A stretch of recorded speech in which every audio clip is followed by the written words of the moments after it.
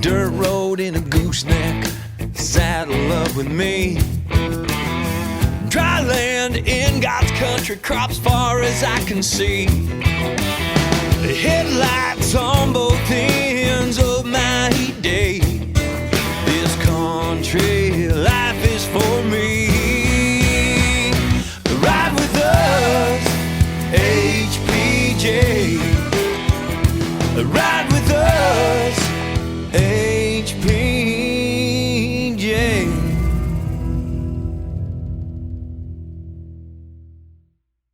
Good evening, everyone. I'm Nick Wells, and I'm a livestock marketing rep for the High Plains Journal. And I'm Jeff Nemechek, also a livestock marketing consultant for High Plains Journal. We'll be your moderators for this evening's session of High Plains Journal's virtual Cattle U. For 70 years, High Plains Journal has been a weekly fixture in your mailboxes. We began these in-person U events more than a decade ago as a way to expand continuing education for our readers. You know our familiar print publication. It's been in your mailboxes every week since 1949. But we also offer our award-winning content online at www.hpj.com. We have a weekly HPJ Direct Beef newsletter, which many of you signed up for at hpj.com/sign up. Many of you are listening to Jennifer Latsky and Kylene Scott hosting our podcast, HPJ Talk, over Apple and Google Play. Don't forget, Jeff, we just rolled out our special catalog featured insert this past spring to help market specialty bulls and female events for all those livestock breeders. And we all get such great feedback that we've decided to do a fall catalog this September. So watch for your mailboxes. It's going to be in our new bagged event. We strive to give great content on the platforms that you're using. But we know there's nothing like meeting in person, catching up over a cup of coffee on the trade show floor. We want to assure you that we intend to host our Cattle U in-person event in July of 2021.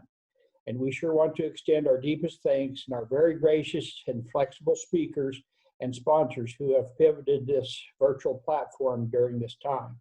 Yes, indeed, Nick. We look forward to seeing you all in person next year. But for today, some reminders. We're sure many of you have had some experience with the Zoom webinar platform over the last 7 months. But for those of you who may be unfamiliar with how this will work, here are some notes. First, we have already muted your video and microphones. To ask questions, we ask that you click on the chat box below and type your questions in the pop-up box that appears to the side of your screen. We've built in plenty of time to ask questions during the webinar. All of our sessions will be recorded, and the recordings will be posted soon after we're done on www.cattleu.net. The schedule of the sessions and speakers is posted there as well.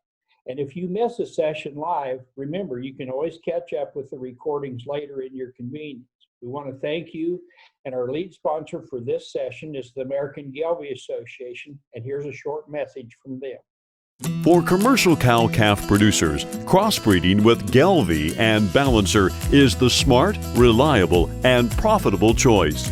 Gelbvieh and Balancer females offer maternal superiority through increased fertility, greater longevity, and more pounds of calf weaned per cow exposed. In the feed yard, Balancer cattle deliver increased performance, improved feed efficiency, and excellent carcass merit. Balancer adds the pounds, make the grade, and deliver the value. Gelbvieh and Balancer, the smart, reliable, and profitable choice. Find out more at the website gelbvieh.org. We want to thank all of our great sponsors like the American Gelbvieh Association for helping us put on our virtual Cattle U. You'll be able to find out more information about them and the services and products that they have to offer in your registration packet of materials that were emailed to you this week. You can also find more information online at www.cattleu.net. And now it's time to get started with our speaker, Derrell Peel. Derrell is the Charles Breedlove Professor of Agribusiness in the Oklahoma State University Department of Agricultural Economics. He has served as Extension Livestock Marketing Specialist since he came to Oklahoma State University in 1989. You're likely familiar with his work at OSU, which includes providing livestock market outlooks and market risk management education for livestock producers. Derrell, the screen is yours. All righty. Well, thank you, Jeff and Nick, for this, and it's a pleasure to be a part of your Cattle U this year. So I'm delighted to take a few minutes tonight, talk to you a little bit about the cattle market, and see where we're going from here. You know, obviously this year has just been absolutely unprecedented. You can think of a whole list of words to try to describe, you know, the first half of this year in particular. Tremendous set of challenges and shocks for this industry to deal with. And so we've been through a lot. I guess, you know, one of the good news things maybe going forward is we're beginning to see things sort of settle down a little bit. I'm not going to say we're back to normal. I'm not quite sure what that's going to mean going forward, but you know, we're beginning to see markets kind of stabilize a little bit. Some of the relationships between the various sectors of the industry kind of come back in line a little bit. So we'll run through a few things, kind of the big picture on where we're at and what we expect going forward for the rest of the year, and maybe a little bit beyond that. So I'm going to start with the drought monitor, some backdrop comments relative to the feed and forage situation. Obviously, at this time, we've got much of the western half of the U.S. in particular in various degrees of drought. And so that means that we've got some challenges. We're ending the summer, the grazing season, with some very, very limited forage resources. For some folks, you know, this started back in May, and you can sort of see the areas here where the drought has been there all summer. Other areas have developed over the summer, and so there's a wide range of conditions out there in terms of where we're at in terms of the pasture situation. USDA released production estimates for 2020 hay crop a little while back, and you know, they're down a little bit. Alfalfa hay production in particular in the U.S. is down. Other hay, which is kind of everything but alfalfa, covers a wide range of forage materials, was actually only down slightly on a nationwide basis. The biggest challenges, as you might suspect, are in the West primarily.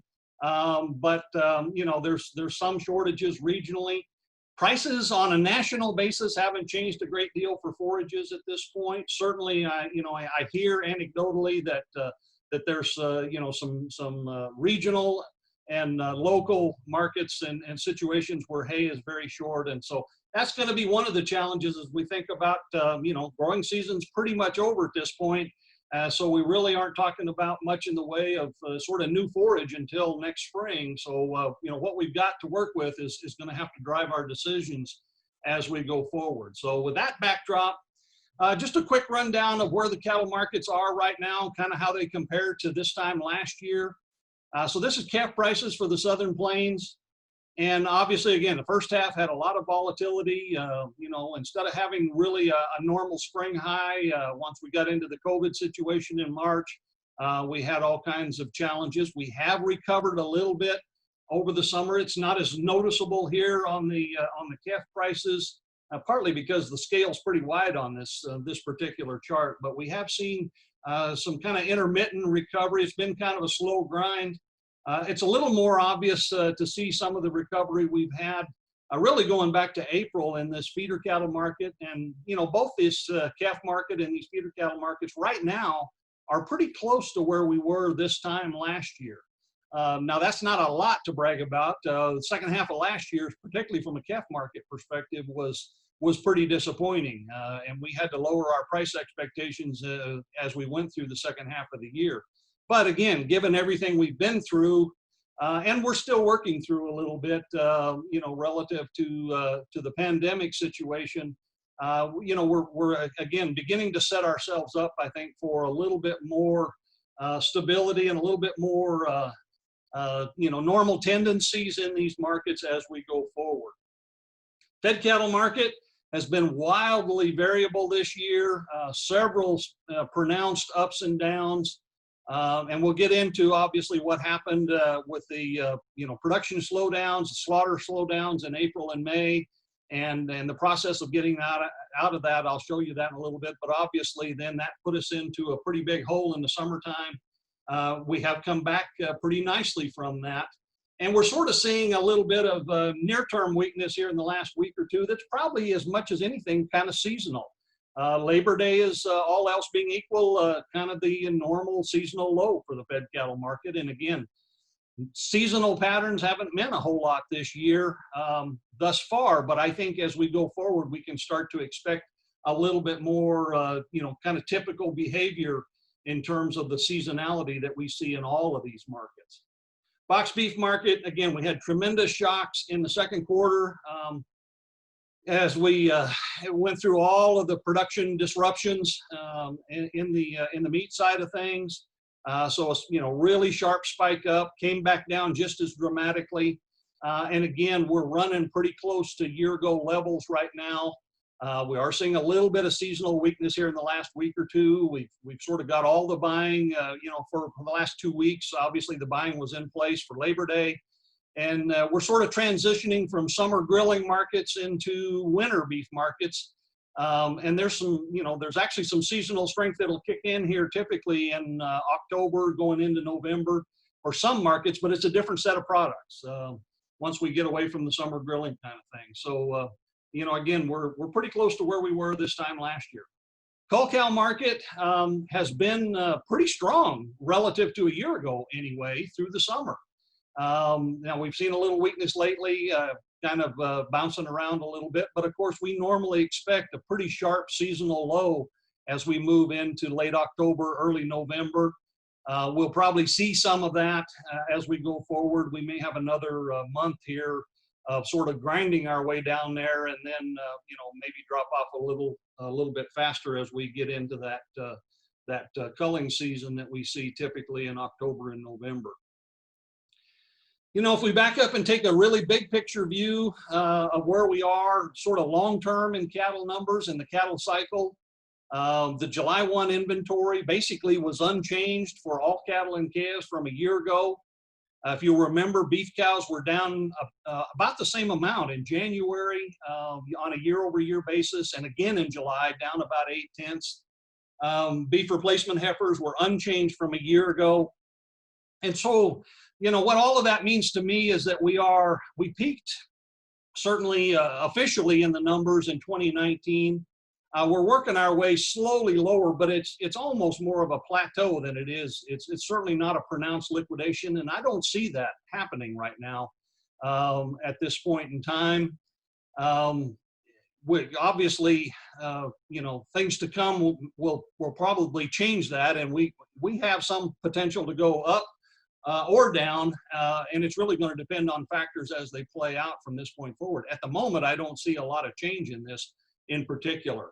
We're kind of still working through the peak pipeline of feeder cattle, if you will, coming off of the big calf crops that we built up over the last 4 or 5 years, or peak production.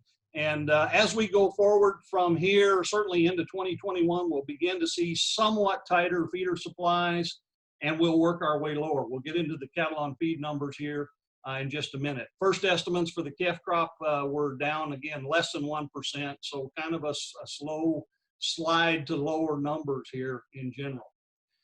Feedlots, again, every part of the industry, as well as just about every other market I can think of, has been through enormous dynamics this year. So we had this dramatic disruption in April and May, sharp drop in marketings. They bounced back in June and July, but we didn't market a lot of cattle. Obviously, they didn't go away.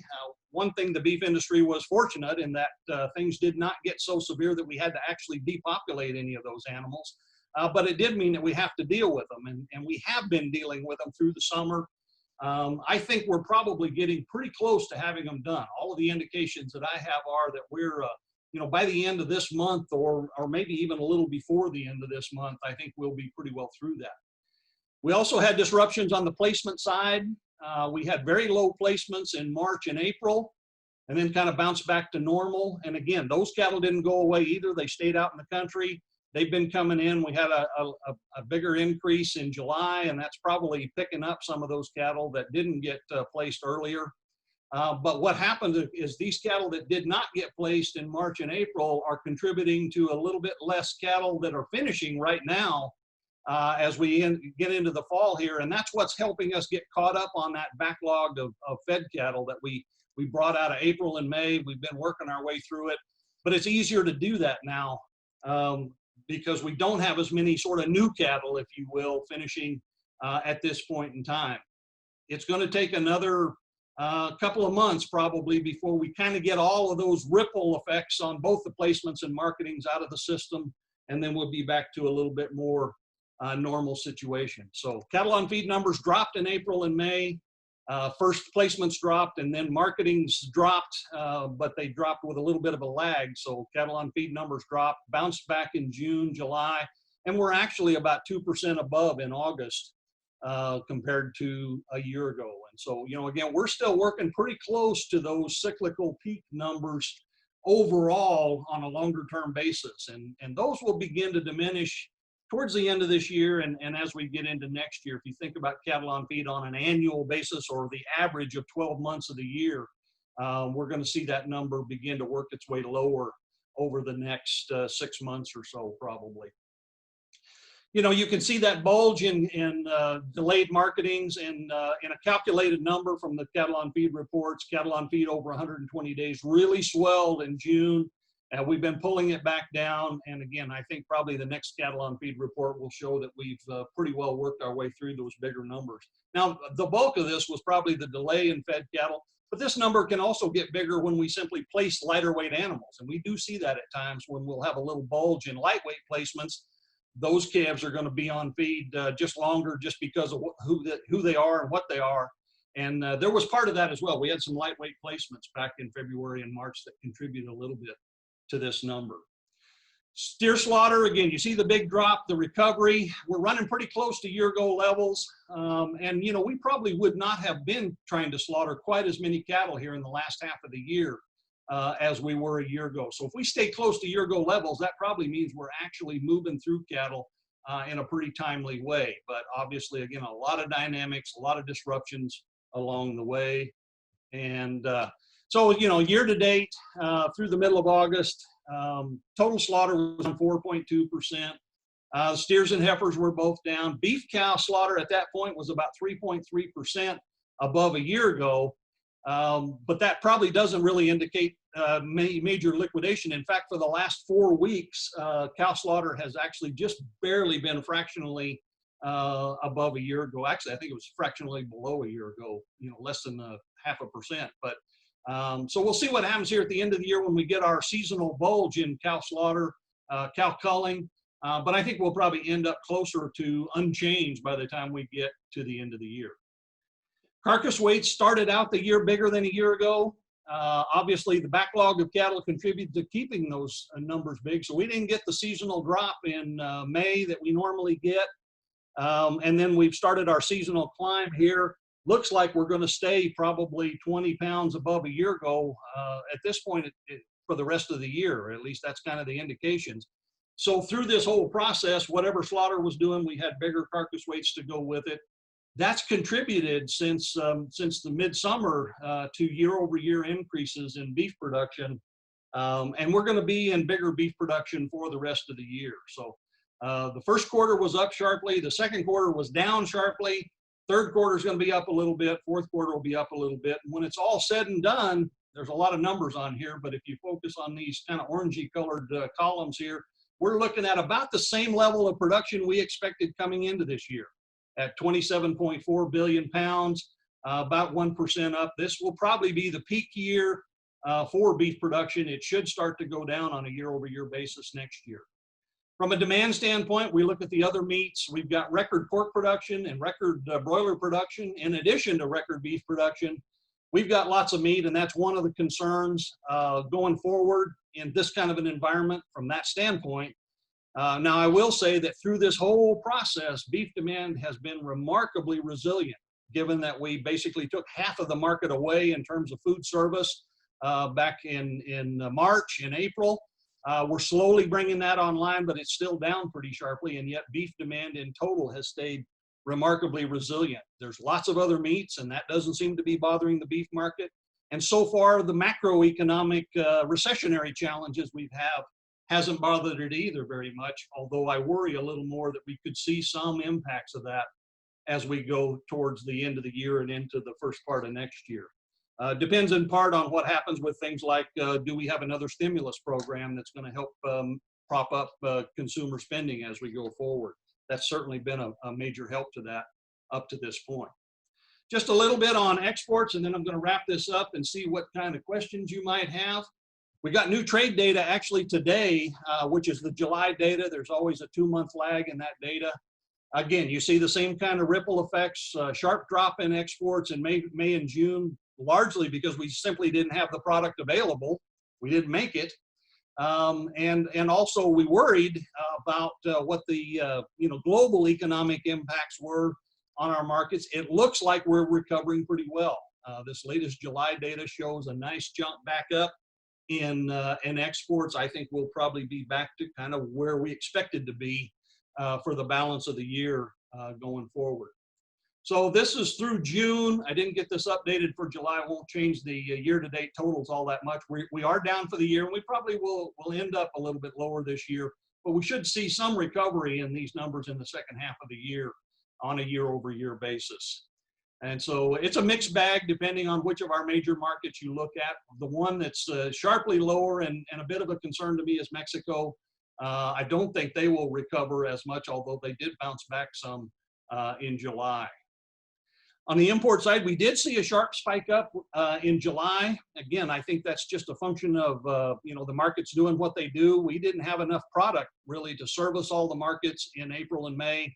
I'm sure that led to some additional demands for meat in terms of the kinds of products that would fit into our market. And so it takes a while to get them here, and I think that's what we're seeing. I do not expect this to continue.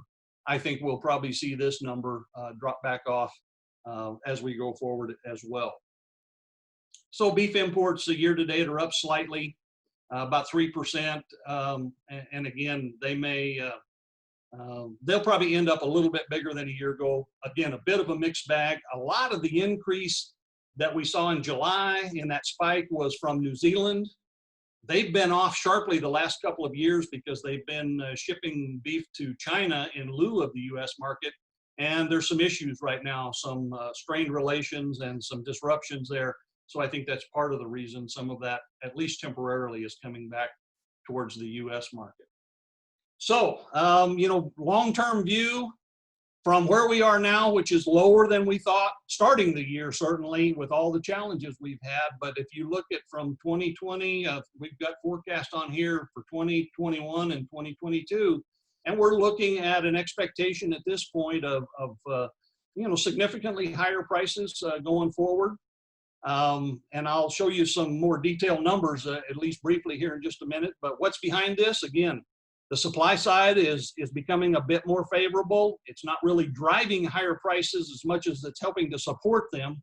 But I think this is predicated on the idea that we continue with the kind of strong demand that we've had.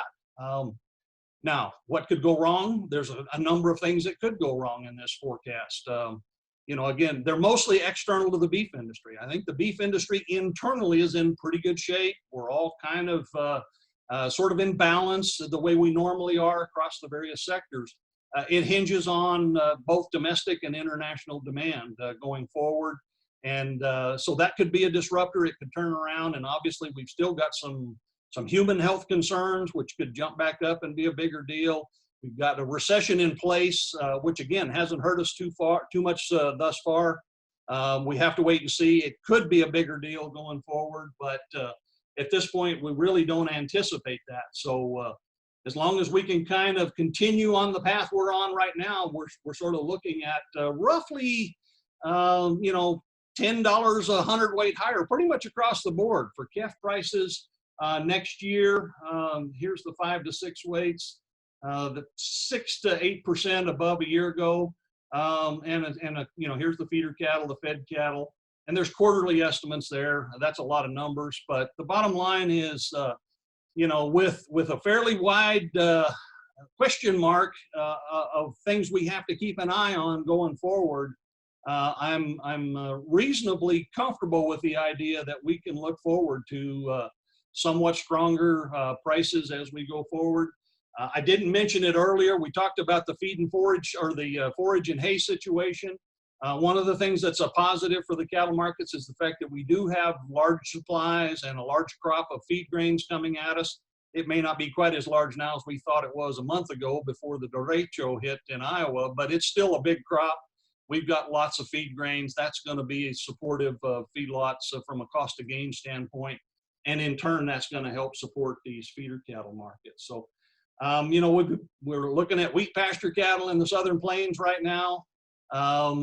Conditions vary a lot across the region, but you know, I think we will certainly have some opportunity. I know some wheat's already been planted in Oklahoma over the last couple of weeks, and so we're off to, you know, a start at this point. And given the opportunity in terms of you know, having the wheat available, I'm pretty sure there'll be some interest in wheat pasture. And frankly, the budgets I've run so far look somewhat promising at this point in time, given where the futures markets have been. That said, I'm going to stop there. There's my email address if you want to get a hold of me. I do write a weekly newsletter if that's something you'd be interested in. I don't sell anything, but I just share some information with you. My only caveat on that is it's all free unless you believe it word for word, in which case it could be kind of expensive, but I hope not. That said, Nick or Jeff, I'll see if we got any questions. Well, Derrell, thanks for that presentation. You did a great job of covering some bases that we're all interested in. Now we'll take a look at some of the questions that came in and see. One of them, well, I had them all up there. Where'd they go?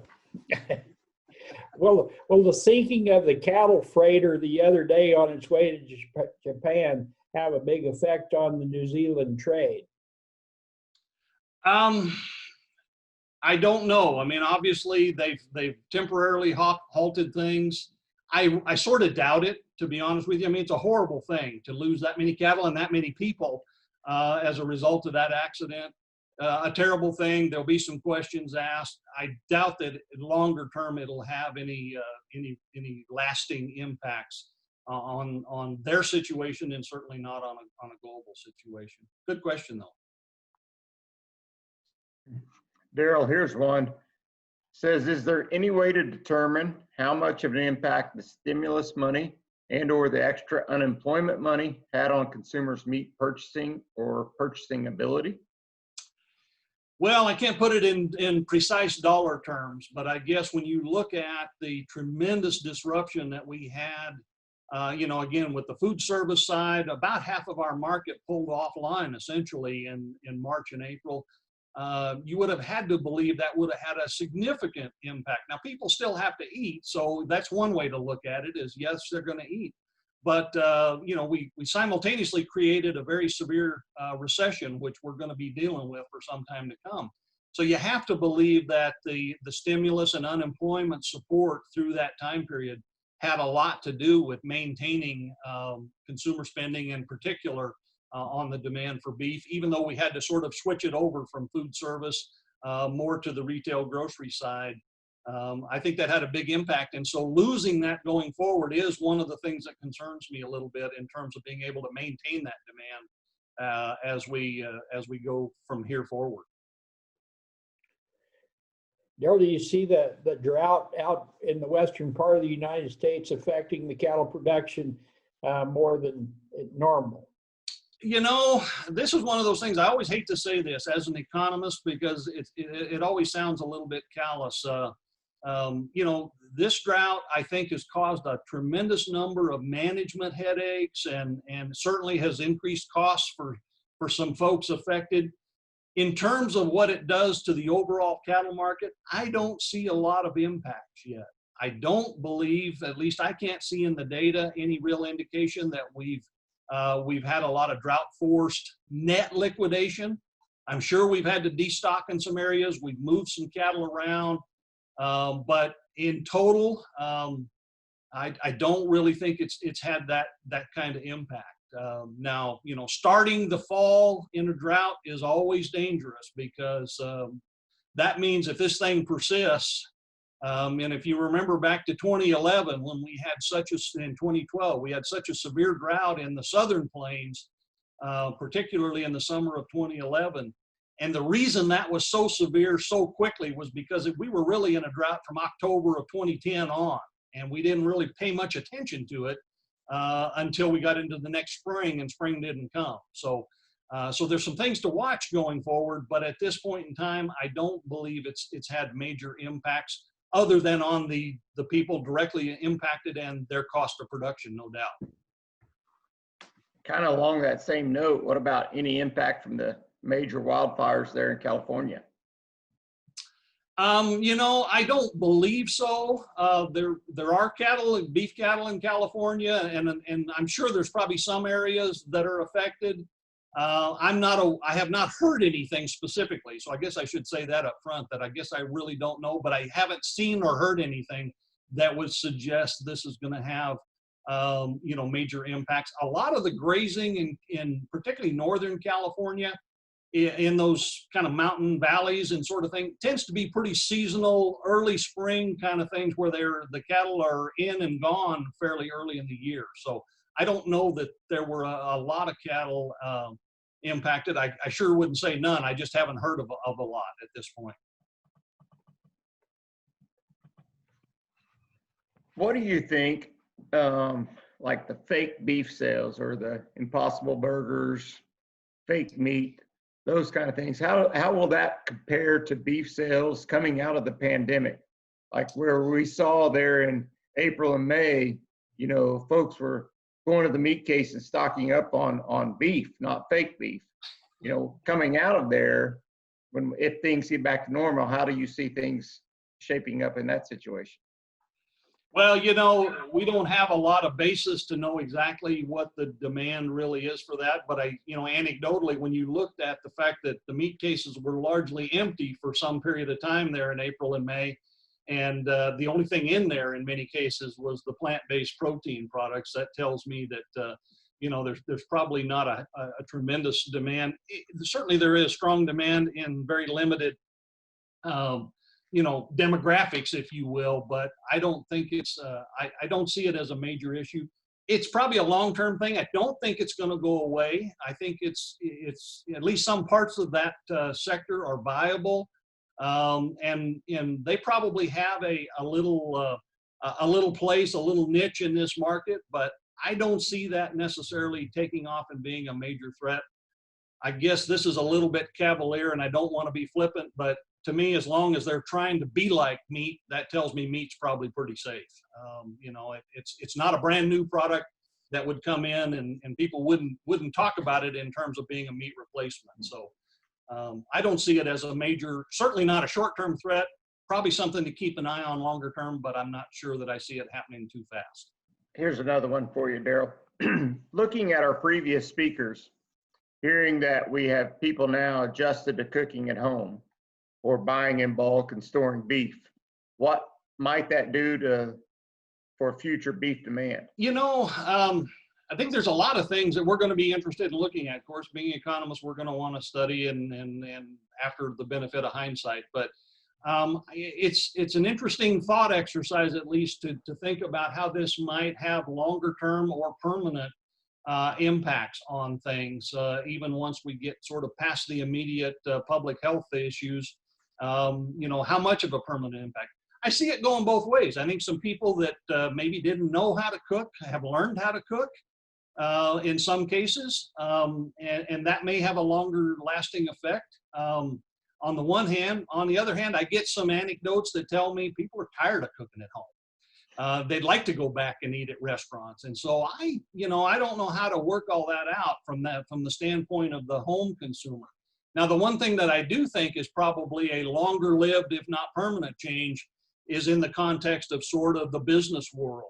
I think we probably, because of the things we're doing right now with these Zoom type meetings and so on, I think we're looking at very long-term impacts on business travel, working from home potentially.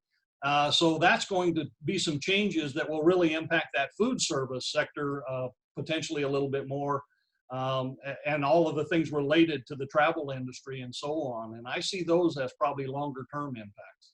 Sure appreciate you visiting with us this evening, Derrell, taking time out of your busy schedule and spending an evening with a lot of the High Plains Journal great cattlemen. You bet. I'm happy to do it anytime. Well, thanks, Derrell. Looks like we don't have any more questions for now, so we'll keep moving on with our virtual Cattle U.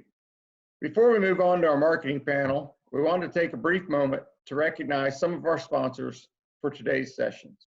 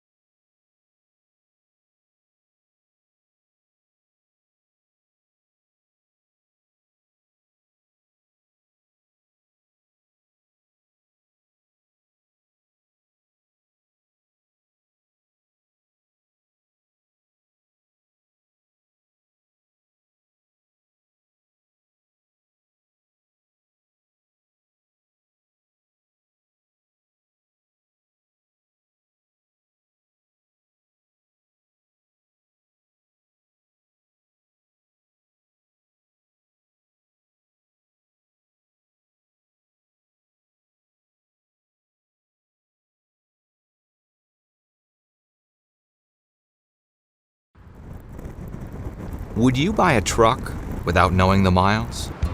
Would you buy a tractor without knowing the horsepower? Then why would you buy a bull without knowing his genetic potential? There's plenty of risk in raising cattle, so when it comes to bull buying, the first question to ask is this: is he registered? A registration paper reduces risk because you know what he is and what traits he brings to your herd. A registered Angus bull is backed by the industry's most comprehensive, reliable genetic evaluation program. A registration paper means access to predictable genetics and greater premiums for the calves he'll sire. And a registration paper means you can improve your cow herd quickly and efficiently without the risks of not knowing. Ask for the paper. Buy a registered Angus bull.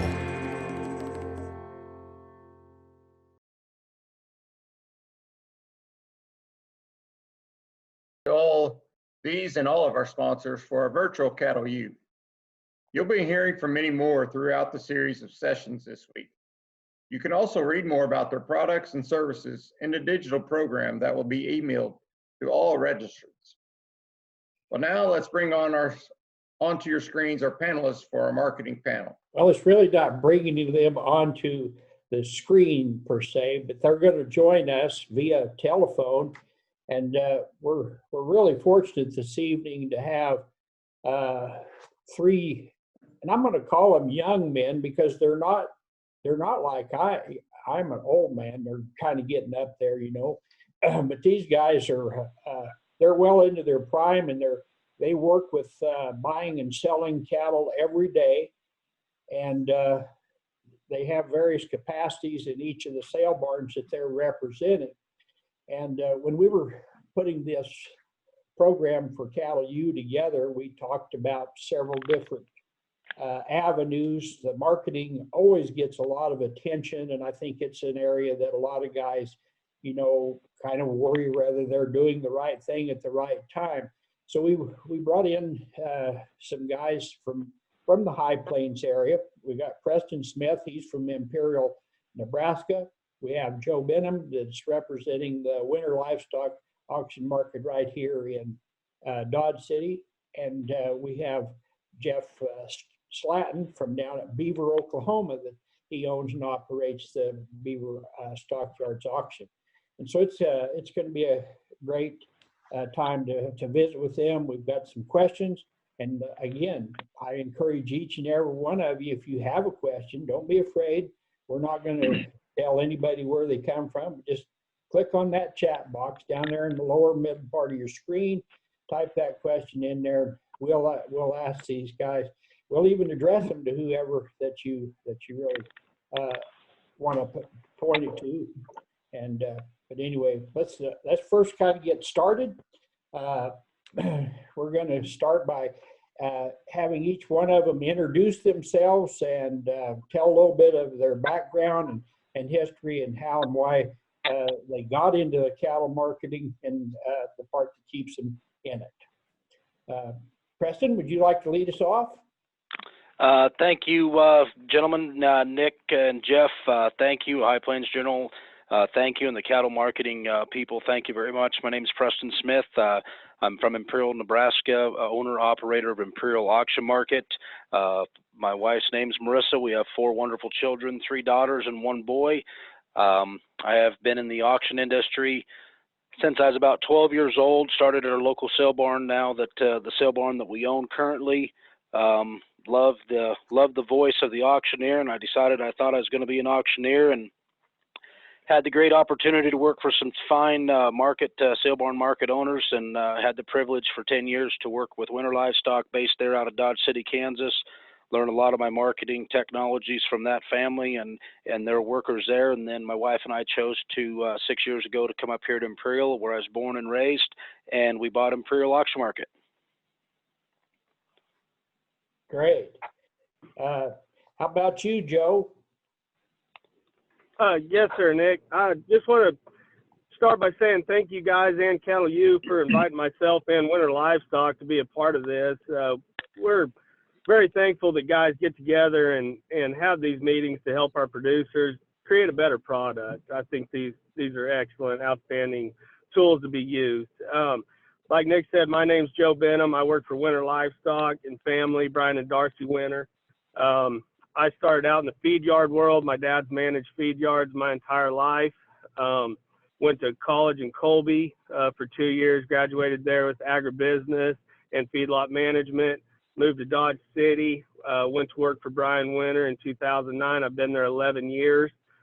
Started out as a representative and a ranch manager. Have done that the duration, and then starting in 2012, I started as the procurement manager at Pawnee Valley Feed Yard when they owned that. Did that for 4 years until we sold that entity. Since then, just been repping cattle for Brian. I also work the ring here in Dodge City every Wednesday. Have enjoyed every aspect of it. Like Preston said, this family is outstanding to learn from. They've been in business for 84 years and family-owned company. Very, very outstanding company to work for. Okay. Jeff, are you with us? Yes, sir. All right, Jeff Slatton. 7 years ago, we purchased the Beaver County Stockyards. I don't know what to say. I'm just here really learning. First time I've been involved in anything like this. I appreciate the opportunity to be involved. So I'm ready to listen. Okay.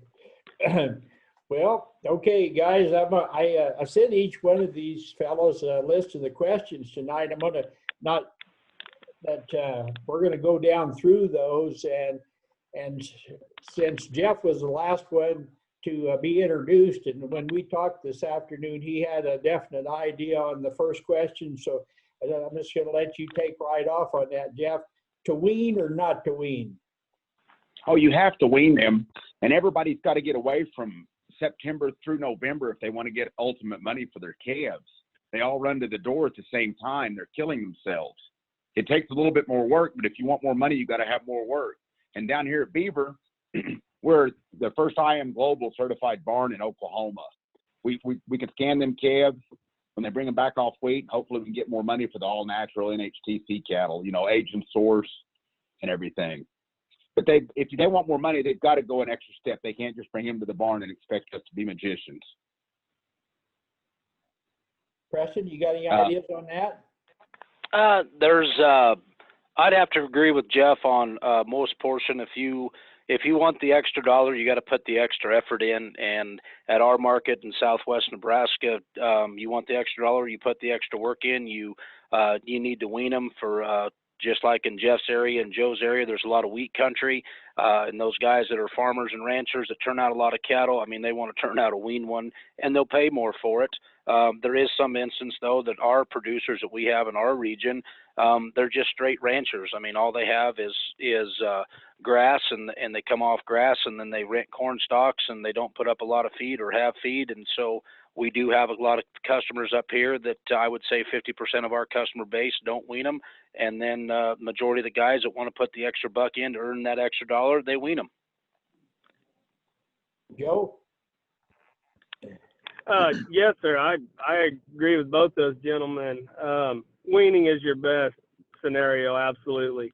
I mean, you look at Dodge's market today, you know, our ball and calves were down probably 4 to 6. The wean cattle are up 2 to 5. I mean, that just shows you that the guys are wanting the wean cattle. They're either unable to handle them or however. But yeah, I agree with Preston. You know, wheat's going to be very prevalent in our area with the moisture we've had. A lot of these guys get their farming done, come to town. They want that calf that they can just put their tag and their brand on, kick them out, and not worry about them. I mean, overall, throughout the whole scenario, I think it's probably worth at least $20 to $25 a hundred. You know, if you're selling a 500-pound steer, that's anywhere from $100 to $150 a head, just to get them calves weaned and ready to kick out and ready to go. So absolutely, I agree. Weaning's always your best way to go. Okay. Next question. What do you recommend in the vaccination protocols and the preconditioning programs? Preston, take off. You know, definitely this all goes back to the effort. Protocols would be, I mean, most definitely you give your calf a shot, definitely your herd program of your cow health, of giving your pre-preg shots before they calve, and then when the calf's born, up here in Imperial, we recommend, you know, a 7-way and like a 5-way viral. Do a Vision 7, an Alpha 7, a Covexin 8, and give it back with a Titanium 5, a Vista 5, a Pyramid 5. These calves, preconditioned calves in our neck of the woods, I mean, it's a $15 a hundred difference from a calf having a shot versus a calf given all the shots to. We recommend at our sale barn and ReproLogix market, we definitely vaccinate your calves in the spring, and then give them a boost, pre-vaccinate them before you sell them, and then booster them to the person that owns them. So it's an easy process, and there's more buyers that tend to buy pre-vaccinated calves versus non. Anything different, Joe? No, I agree 100%. Over the last 2 or 3 years now, I've kind of tried to put together a little bit of a price range, the difference between a non-vaccinated calf, 1 round, 2 rounds, and 3 rounds. You know, kind of 9 times out of 10, you can about guarantee yourself anywhere from $3 to $5 a hundred per shot you put in them. You know, so I mean, you're talking, once again, I was saying on a 500-pound calf, you're looking at $25 to $30 a head at the sale barn extra you get per round of shots, and it costs you $5 a head to do so. So you're putting $20 a head in your pocket every time you vaccinate those calves. And like Preston hit on, we have a lot more buyers come to town looking for those vaccinated calves. That's what they're wanting, something that they don't have to worry about. They can come back every year and buy that same calf. They know what they're going to do and know they're not going to have any trouble with them. Jeff, got any ideas?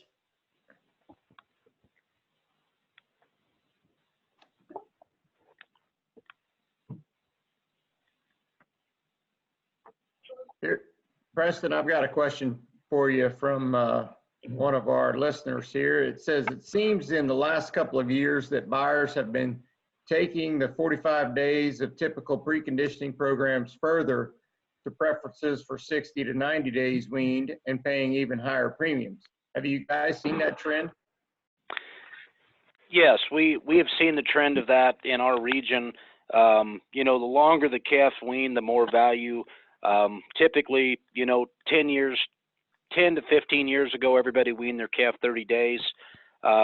producers, buyers learned 30 days is not long enough. You can go through another cycle or stress period, and them calves break on you. So, I mean, we confidently at our barn, I mean, if a gentleman want to say they're weaned, I mean, they've got to give us an affidavit that they've been weaned for 45 to 60 days.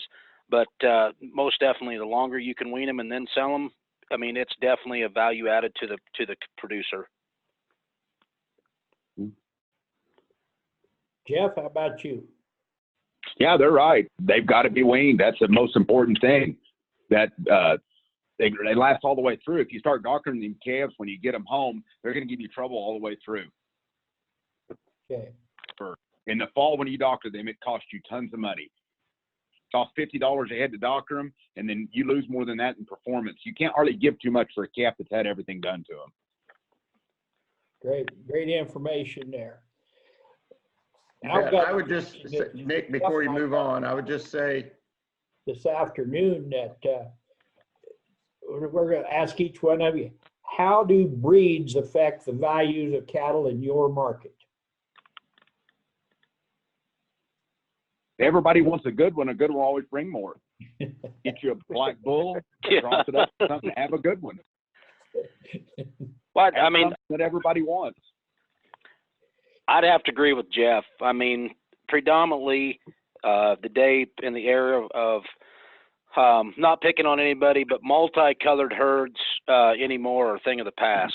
I mean, you bring a set of cattle in that's all black or all reds or all shars, and you have a calving date of 45 to 60 days in our neck of the woods. Predominantly, the buyers are going to come for all black or all red or all char. We had a prime example yesterday here. We had an outstanding sale, but we had a set of steers coming off grass, and they were all black, and these weighed 800 pounds, a little over 8, and they bring 150, 150. And we had same cattle that was running with them that were multicolored, and I mean, we struggled to get 145, and you know, just like people in our neck of the woods, they like genetics. They like the same color, the same kind, regardless if it's black, red, or white. I do think genetics and breed is an important thing. Joe, how about you? Yeah, I agree with them. I mean, at the end of the day, black sells. That's just, the market shows you that's what the buyer wants.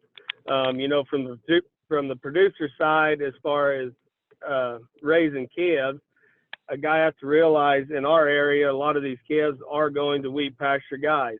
So they have to buy the calves, run them on wheat, and sell them back through their local auction market.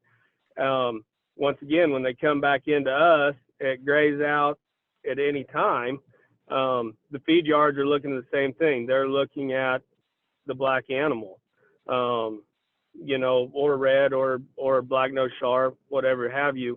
And they're looking at other aspects of it, yield, performance, grade, things like that. And that's what gets your repeat buyers for these producers is those feed yards know how them cattle are going to feed. They know how they're going to kill. And every year they're willing to come back to the table and give another $1 or another $2 because they know what those cattle are going to do due to their breeding and how they've been raised by the producer. Okay. Well, that kind of leads me up to another question that we wanted to find out. And it kind of goes right in along with what we've been talking about on the breeds and colors and mixing and matching. I think, do you think it's worth a producer's time to sort those cattle at home and only bring them in groups that do mix or do match up the best that they can? Preston? Yeah, yes, I do think to let your local auction market come out and help you. If you're looking to sell yearlings and you have a range of cattle that's weighing 650 to 850, let your local auction market or representative come out and help you. Let them sort your cattle, because there's days that, you know, them 800 to 850 pound cattle, they're ready to go. You can put money in your pocket by maybe feeding and growing them 600 to 700 pounds. Let them grow up for the next turn. But then you get on the cow-calf side. I mean, I'm a firm believer Jeff, Joe, and I could probably all agree that this is our specialty. We know what the buyers want. We know what groups they want. We know what kind they want as buyers. As your cow-calf guy and you're selling them off the cow, just let us do the work, and that's what we do. Jeff, what do you think? Oh, yeah, I agree with everything. The main thing I'd like to touch base on, though, if you buy a load of calves that haven't ever had any shots and you get them home right this time of year, I don't care who you are, you're going to lose 4% of them trying to straighten them out. And I feed all them cattle all the way through that I doctor. And when they get to the yard, I lose another 4%. And I think we do a real good job, but them cattle that haven't been touched and haven't had any shots, you can't really buy them cheap enough. That's got to be stressed to the producers. Okay. Yeah. We lose 8% of them this time of year because we retain ownership on a lot of them. I don't like to run anything back through my barn that I've doctored. So I feed all them cattle that have a notch in their ear. And I'm telling you, it's not real friendly to me. And I'd have to agree with you. I mean, the producers do need to learn. I mean, auction markets can do magic, but the producers do need to learn. This is not 2012, 13, when everybody's buying one, no matter what color, what kind, or what weight it is. They're going to make $250 to $300 a head. The marketing has changed, and if you don't do the work, I mean, you need to do definitely 100% give vaccinations to anything. Yeah. I want to weigh in too, Nick, if we got a second. Yeah, go ahead. That's one of the biggest things at our sale barn that a lot of producers, they come to town once a year and they watch their calves sale, and they can't quite understand, why their calves bring $1.20 and their neighbors' calves bring $1.45, and they're very, very upset over it. And it's hard to explain to them, well, this man's put in the time. He gave the 3 rounds of shots, or he weaned them for 45 to 60 days. And he can't understand, he can't grasp that aspect of the industry. And that, I feel like, is something we really need to get out to the producers, that when you put the work and the effort in, you get paid. That's how it works. And, a lot of these guys need to teach, that don't follow market day to day, need to realize that. Yes.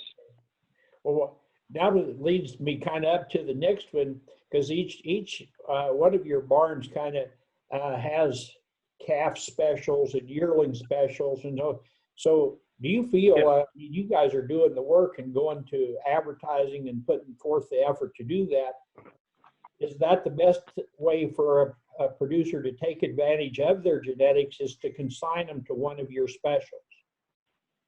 Preston? Oh, absolutely. Absolutely. 100% agree with that. And I'll explain why. When you can get a big group of cattle in, where we can offer 2,500 calves, especially on our wean sale, we can say, hey guys, we got 2,500 calves. They're all back 45, wean 45 to 60 days, 3 rounds of shots. Here they are, boys. We bring in more abundance of buyers, because they can sit down and truly look at a lot of lots of calves, and everything matches up together, versus everybody spreads out over 60 or 75 days. We still have a great market for those calves, but versus a special sale where we can pull a lot of the northern buyers down, or a lot of wheat pasture boys in, and they can come in here and get 5 or 6 loads of them real good calves in one day. Absolutely, it's worth it to them, in my opinion. This is Preston, and I would have to agree with Joe. The fact is that special sales draws people, and when you put the word special in an advertisement, we up here we run special sales, and we recommend our customers sell on a special sale, but we cap our sales. Where, so each producer is treated right. We kind of cap it at 3,000 head. We draw southern buyers, we draw northern buyers, but we feel at 3,000 head on a special sales, enough calves where they can all be, have the fair chance of getting marketed the right way. but we rotate every 2 weeks at Imperial, where we have a special every 2 weeks, and it gives time for the guys to get the calves, to get them gone, get them ready, and they're ready to go in another 2 weeks, ready to come buy more. But definitely advertise your calves or put your calves for sale on a special sale. Jeff, you're having some specials this fall. You must like it. It's okay. Yeah. Some of the producers like to be a little facetious, and I have a hard time with that. But I think I've got them weeded out. Oh, you know how it is. I'm not interested in. If everything's right, I want to represent the cattle right. But the specials are a really good deal, and we need to take real good care of the people that do it right. That's right. Jeff said that 100% right. There's some customers that try to take advantage of the specials that their local auction market have, and I agree with Jeff. We try to weed them out up here as well. It's really touchy, but in the end, we're just selling service. That's all we're all doing. Well, we'll go just take it another step farther from the specials. In your mind, each one of you kind of, I see, because Preston's up north and Jeff's down south and Joe's not quite in the middle, but close enough, that we can kind of talk about it. What, in your mind, what is the most efficient size to market your cattle? If they're weaned, I'm just talking about calves, I guess, because some people might want to keep them over as yearlings. But in your mind, to make the most money with your genetics, where would you market them? I think if they're weaned, there's not a bad time to market them. Sometimes the heifers get a little sticky if you get them weighing over 6. But if you get them big calves weaned weighing over 7 and get them on out in, to October or November, they'll still hit April. There's all kinds of good times to market them if you took good care of your cattle. Them big calves that are not taken good care of, there's not ever a good time to market them. The big fat calf is horrible. I mean, I agree with Jeff. I mean, I think that there's never a bad time to sell good weaned calf. Depends on the size. Predominantly here, if you're coming right off the cow, predominantly the best time to sell calf is weighing 450 to 500. But we tell our customers that we try to tell them to look at the board, see where you're at. I mean, you have a 450 pounder worth $2 today. Is January board. We try to look at January board to see where the marketing side of it is. If you're at 160 on a January board of a feeder, we recommend our people to get a little bit of protection and take their cattle and grow them up and sell them in January weighing 800 pounds and pick up $250 a head. Joe? Yeah, 450 is the perfect time to sell one, but nobody wants to sell one here. They want that extra 200 pounds, but they don't gain a dime by not weaning them, leaving them on the cow. If they sell them in July and August, we can sell the dog out of them calves weighing 450 or 5. Get $4 there you go. I agree was with going Jeff. the same way Jeff just did. Yeah, that's what I was going to say. I mean, it just depends on what you're looking to get out of them. I mean, shoot, 2 or 3 weeks ago, you need to not look at price per pound and look at dollars per head. Yes. You look at a 450 pounder that brings $750 a head, and the 650 weights bring $750 a head.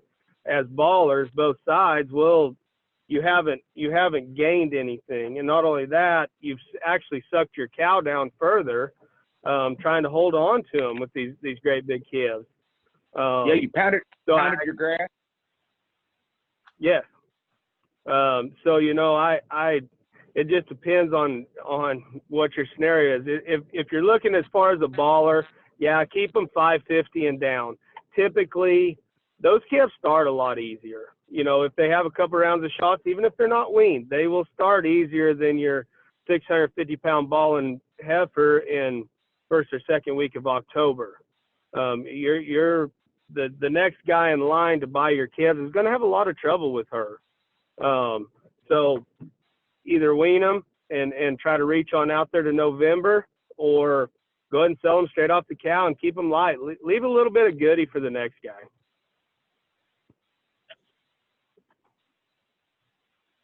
I guarantee it, the guys that sold their cattle in July at my barn that weighed 450 to 5, are getting more dollars than I'll get next week for a 650-pound fat calf. And the Correct. weaning's way easier. It's way easier, better for everybody.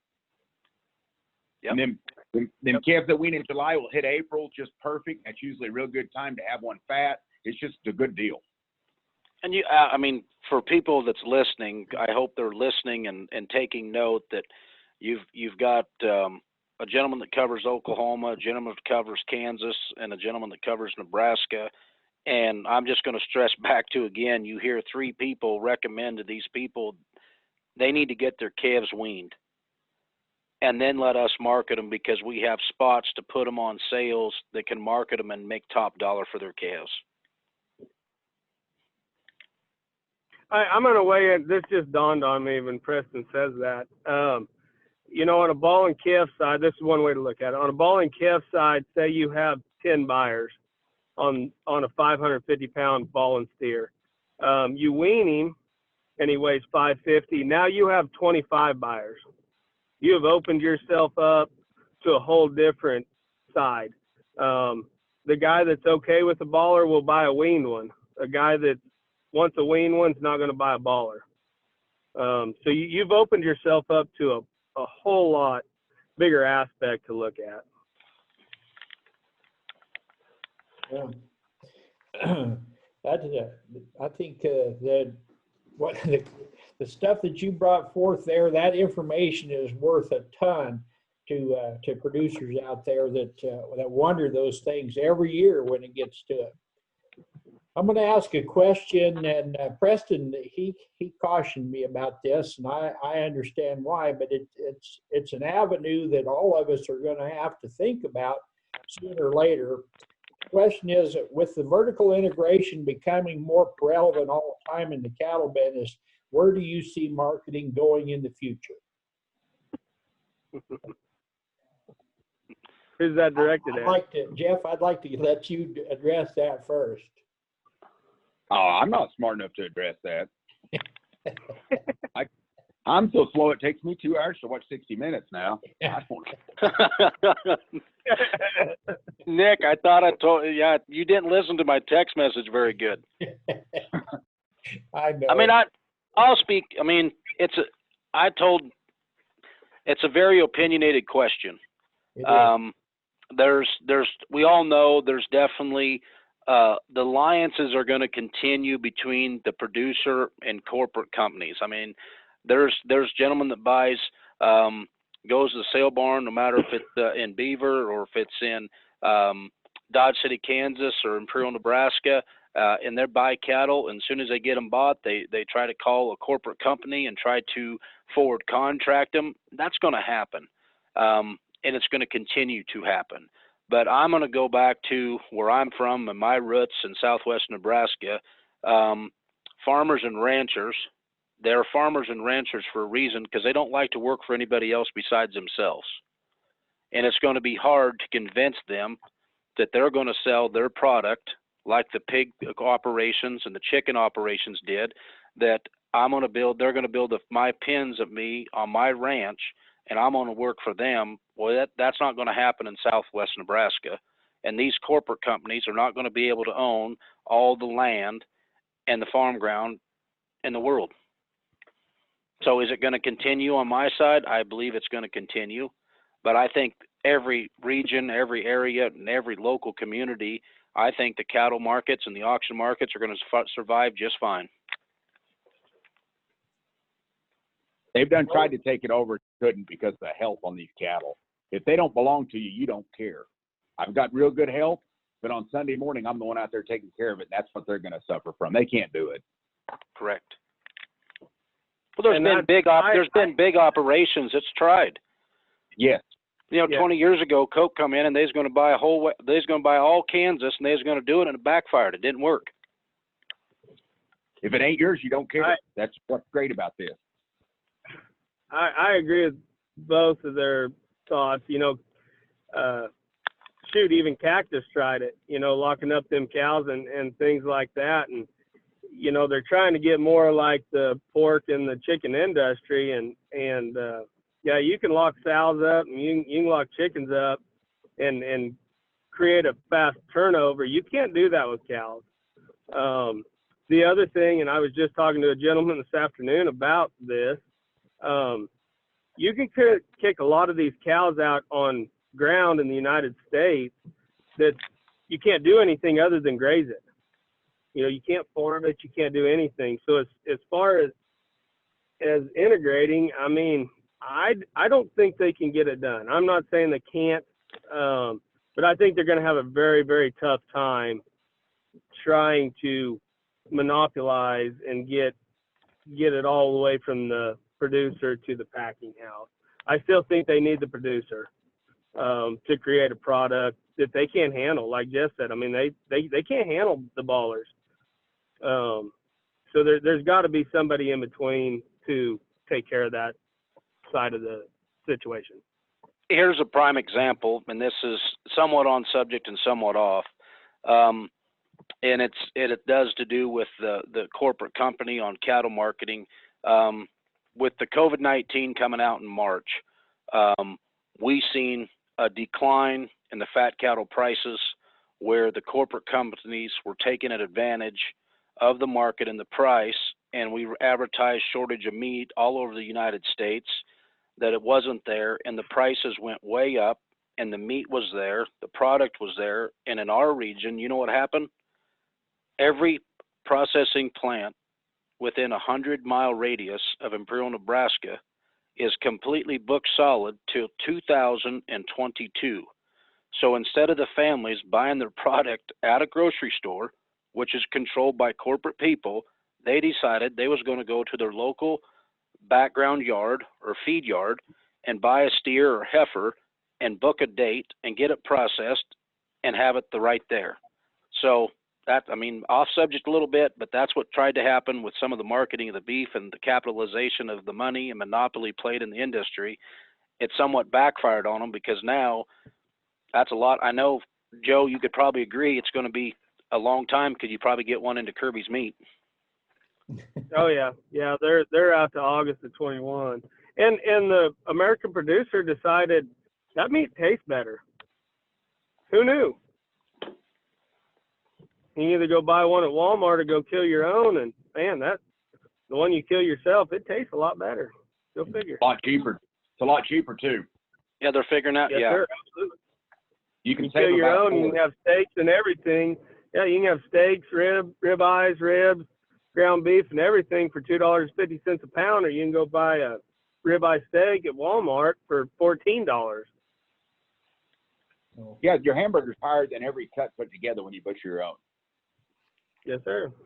Now, Nick, I want to return this back to you. As you being a market specialist and you dealing with the public each and every day, where do you feel that, what's your opinion on this question? Well, my opinion on the vertical integration in the cattle business, I think there's already more of it than I thought we would ever see, Preston.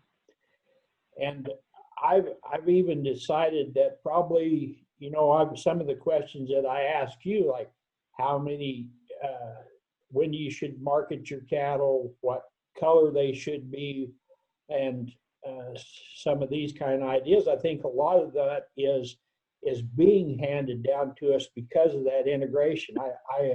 You know, I've been in this business long enough I've seen what happened to the chickens. I saw what happened to the hogs. I ran one of the biggest hog sales in Kansas at one time, and today they don't even have a sale barn there, so it's really sad for me to drive by that every time. But I didn't think it would ever happen, but it did. And so I think that the integrity that each one of you spoke about in addressing this issue are things that you've got to keep alive. And people need to be able to raise the kind of cattle that they want to raise and not being dictated to. If you can do it with a different flavor, then you do it because you like them, because this is America. And we can do it that way, and that's the way that I believe. But we've been dictated, and it was the CAB that actually got us all believing that they all had to be black.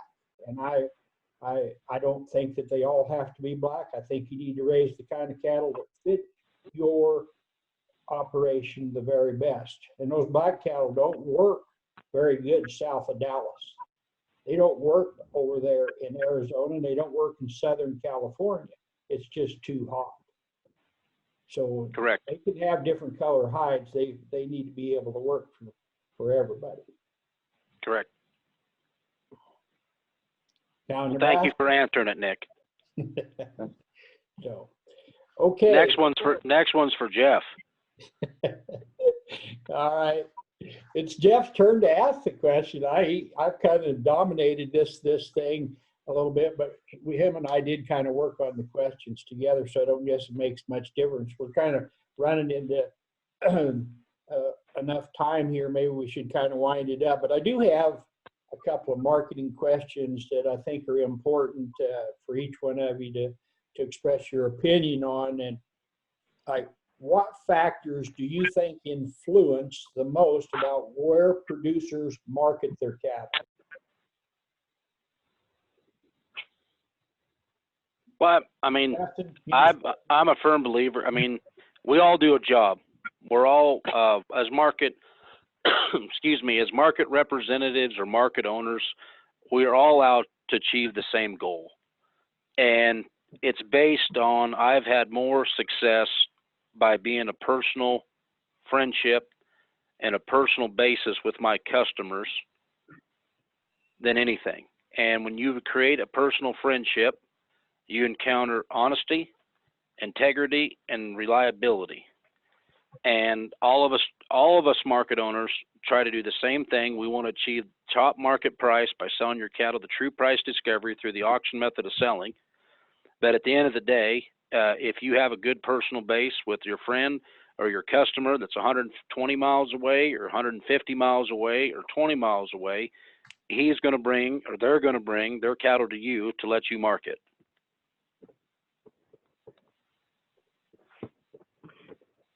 I agree 100%. The biggest thing there, I would tell producers, we're on your side. As a marketing individual, we want you to make money. We do. We need you guys to make money and stay in business, because if you guys aren't in business, we aren't either. And we can take it one step further. And if you're not in business, we're not in business, neither is the feed yard, neither is the packing house. And I really feel like the packing house side of it needs to realize that, that we need to take care of our producers, because without you guys, none of us exist. Where are we going to get our producers the next 20 years? That it is so expensive to get started. It's almost unbelievably hard, even if they're gave part of it, to actually make a living off of it and get to do this. I mean, there's hardly any young people doing this. It is very disheartening. I agree 100% with Jeff there. I don't know how we're going to get the young people involved. I really don't want my own kid to come back and do this. It's a terrible. You owe $10 million and you make $50,000 a year. Well, that's something to teach your kid. I don't know what the solution is. How are we've got to get some younger people involved. Yeah, I agree. I mean, I'm a firm believer with that with Jeff. Is I don't know how to get them involved or how to get them. I guess we need to. A lot of kids, we need to invent a video game on marketing cattle on Xbox or Snapchat or TikTok or something, because that seems like what our future generation.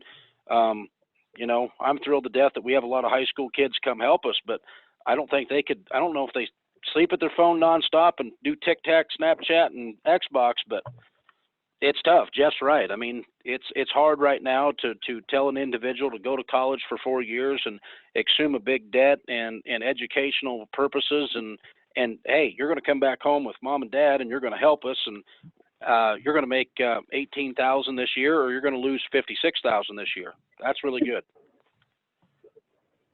Yeah, we met with the governor last week, and he's wondering why nobody could come back to the farm and we couldn't get any help. There's not any money here, duh. We got to fix this, but I'm not smart enough to tell them how to do it. Well, I'm kind of off base here, but this is a huge problem. this is going to get me in trouble, but I'm going to say it anyway. Good. You know, a lot of the cattle, let's see, the last generation cattle producers are farmers and cattle producers both. You know, the farmer, I don't know how far back we got to go, but they farm through the summer and the fall, graze cattle in the wintertime, whether it's mama cows on stalks, cattle on wheat, whatever have you. This generation, and I'm going to say this, including myself, I'm 32 years old, so I mean, my generation may be a little bit younger. Them guys like to farm. They like to drive their tractors and you know, farm through the summertime and cut their corn and everything like that. Well, when the corn's all in the bin, we go to the co-op and kind of bitch about not making any money on our farm ground, and they won't come back to the table and go, well, drill some wheat and lease it to guys that want to run cattle, or hey, your corn stalks are just sitting there. I'll give you $15,000 a circle, and I'll take care of the cow that's sitting on them. You know, there's other ways to make some money off this farm ground, and I think the next generation, like I said, including my generation, I don't want to call us lazy, but there is stuff out there that we're leaving on the table. If you pull up there, and them guys got auto steer on their tractor, I guarantee you they're not going to do nothing. That's my final answer. Jeff, I'm going to agree with you. I live in a farming nation. We by far, there's more circles per this land value up here than grassland anymore, and that's a tough thing to convince a gentleman that is a farmer that agree with Joe that they're the first ones to drive to town and complain about the market and they're not making any money. But here we're setting 50 circles and they don't want to rent their corn stalks out because it's compaction. We don't want to air seed any rye in because there's no value. But I'm a firm believer that every farmer is leaving between $10,000 and $25,000 per circle on the table by not doing any work. And I feel that it's going to change because the government programs are not there or not going to be there to subsidize that we can help, that everybody has turned up good, beautiful grassland soil that was created and made for to run cattle or to put cows on or calves on, and they've tore it up for center irrigation pivot. I'm sorry that that's not working no more, and there's nobody that's going to pay you because of that. Welcome to owning cattle for the last 80 years and not getting any kickback.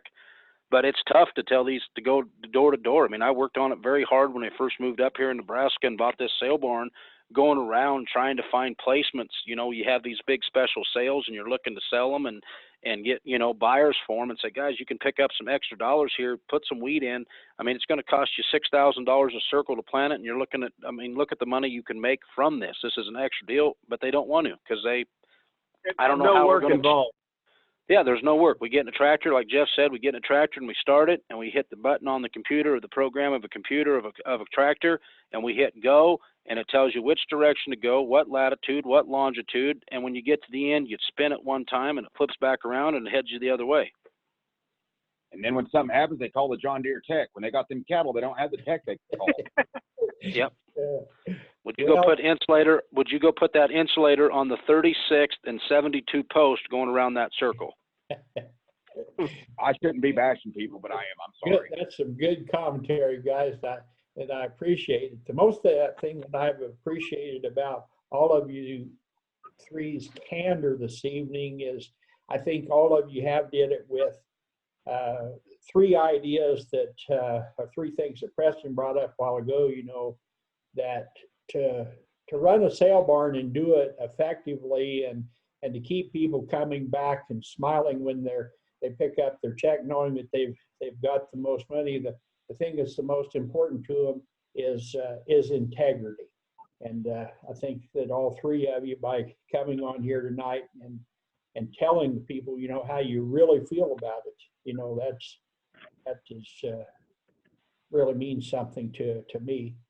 And maybe we need to promote one of the High Plains Journal's Soil U because we have those soil health meetings just like this. And these farmers have learned that cattle help them a lot more than what they think. I mean, they've all got, just like Preston brought up, soil compaction and, all this kind of stuff. They'll have an excuse for whatever you want to do. But if you attend one of those soil health deals, you'll find out it's not all wrong to have some cattle out there. I'm going to ask each one of you to think about this for just a minute, but we're kind of winding down. But I want you to think, what is the one key piece of advice that you would give to fellow cattle producers to help them make the most money? Wean your calves. We've done said it. Oh, all right, Jeff, we got That's it. That's it. Wean your calves. Give them 3 rounds of shots. Wean them. They'll be ready for the next guy, and they'll come back and get them next year. All right. And Jeff? get more money every time. Yes. Preston?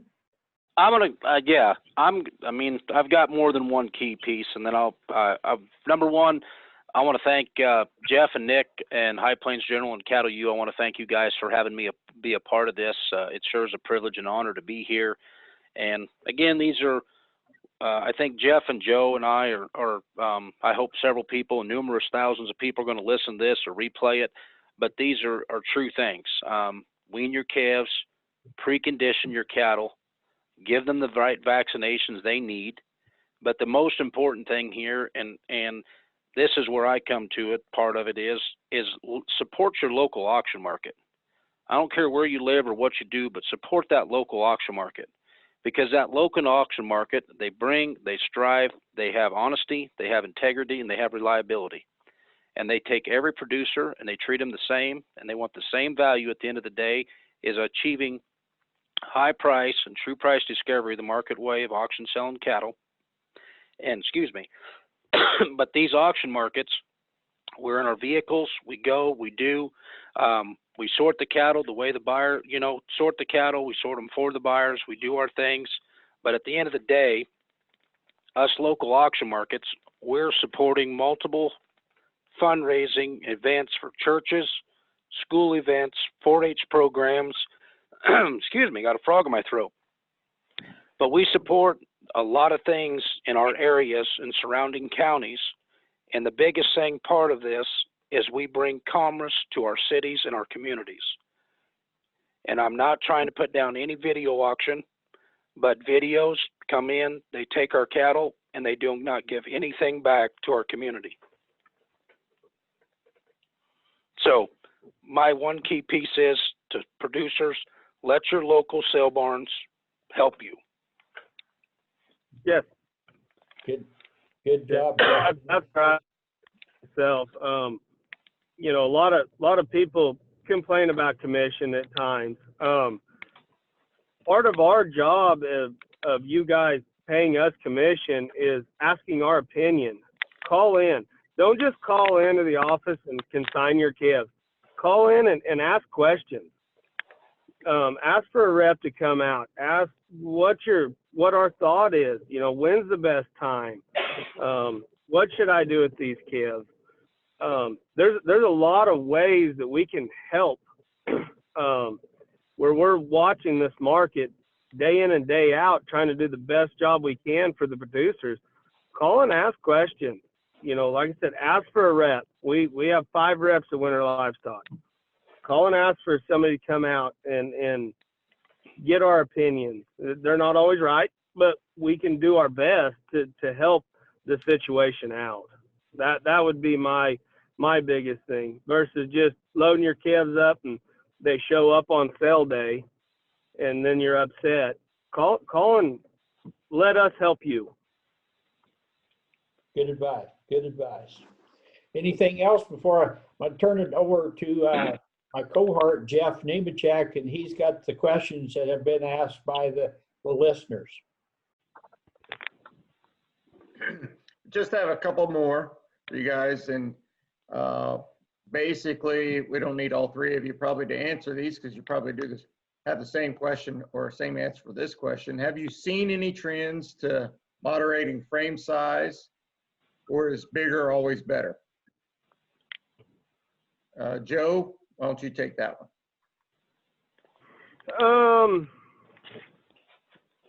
I guess as far on trying to think how to put this. I mean, large frame cattle going in the feed yard is always better. You know, those cattle get bigger as long term, especially when you're trying to reach out to April. But as you know, as far as, no, you don't want any small frame cattle. So that's kind of a loaded question, I guess. I wish I could answer it better. You know, but yeah, I mean, typically your bigger frame cattle that can get bigger, that can go ahead and go to Iowa. You know, Preston deals with it more in his country. You know, them big steers that can make 1,600 pounds without breaking a sweat, they're going to bring more, but their mama always takes more groceries to get him there than others. So I guess that question would kind of veer towards what location are you in? Because you can't run that cow that weighs 1,600 pounds in southern New Mexico to try to get them big frame calves like that. I hope that kind of answers the customer's question.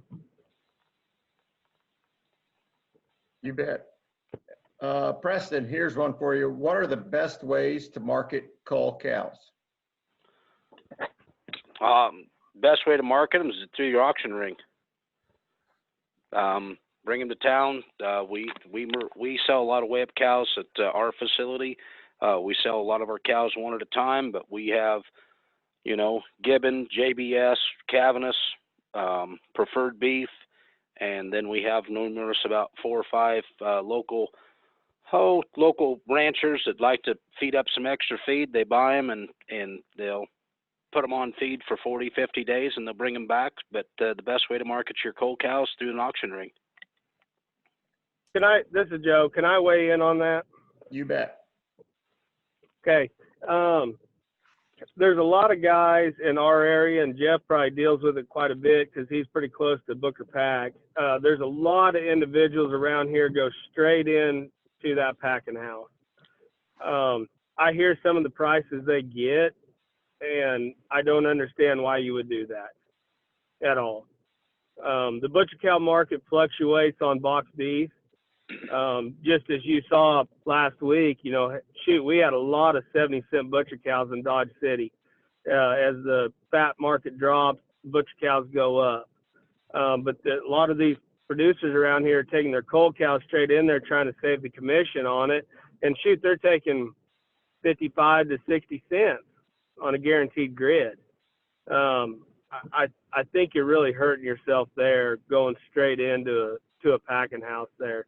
I think you're better off going straight back into a market, into a true market value. I've got the data to show that at Beaver, we're 32 miles from Booker, and they treat us great. They're in there every week. I mean, that Booker bunch is great to us. But we frame check them cows, and it's $80 to $100 a head per head, even if they're not bred. And the bred cows, they'll give a lot more for too, because they make that makeup and stuff out of it. Then people are leaving a ton of money on the table. Absolutely. It's just unbelievable. Absolutely.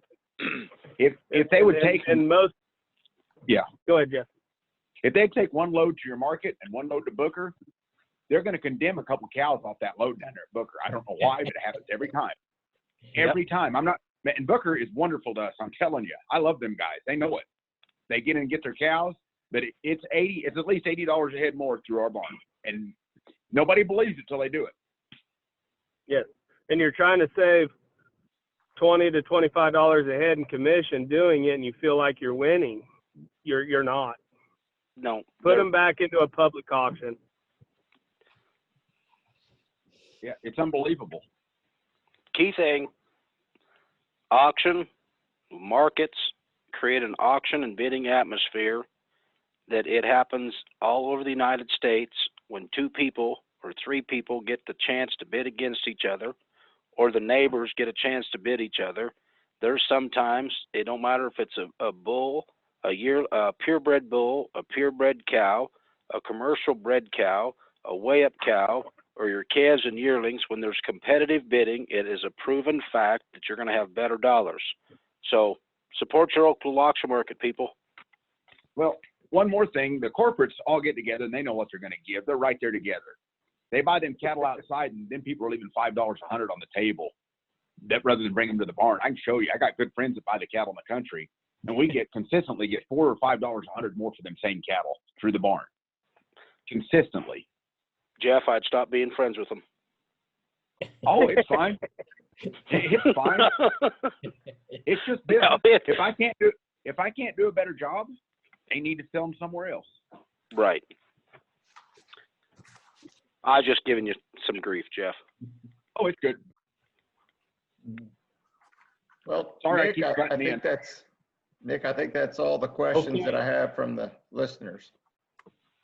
Well, I really, again, I want to thank each one of you for coming and sharing with us. I think it's been a great opportunity for people to get a real candid idea of what each and every one of you go through to get them the most money for their cattle. I totally agree with Preston, well, all of you, because all of you work in the auction business. I think that's the only way to fly. Well, this is Preston Smith with Imperial Auction Market, Imperial, Nebraska, and I want to thank Jeff and Nick. I'd like to thank other market owners, Jeff and Joe, for being a part of this and doing it. But it's been a privilege and honor, and thank you. But once again, I hope you people that are listening tonight take some factors in on things that and listen. We're here to help you. We're here to care about you, and we're here to achieve the ultimate goal is get the best price for the market of the value of your cattle, and we can do it through the auction. Well, to everyone out there that was listening, I thank you for attending today's Cattle U events, and especially the marketing panel. This kind of wraps us up for the day. I want to thank Derrell Peel and these three guys that served on this marketing panel for giving us their time, and appreciate everybody. We'll see you back tomorrow. Dirt road in a gooseneck, saddle up with me. Dry land in God's country, crops far as I can see. Headlights on both ends.